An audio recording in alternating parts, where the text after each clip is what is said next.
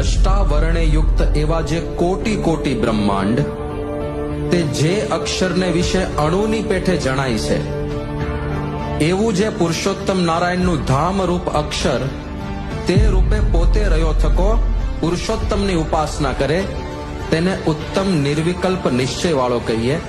તો અહીંયા આગળ અક્ષર રૂપ થઈને પુરુષોત્તમની ભક્તિ કરવી. એ પોતે પરબ્રહ્મ પૃથ્વી પર આવ્યા અને અક્ષર બ્રહ્મને લઈને આવ્યા.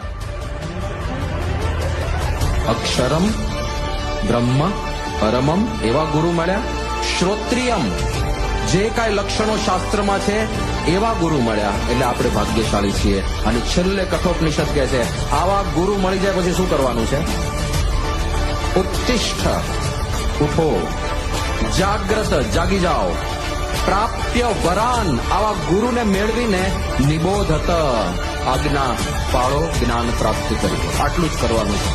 This is the final destination of our life.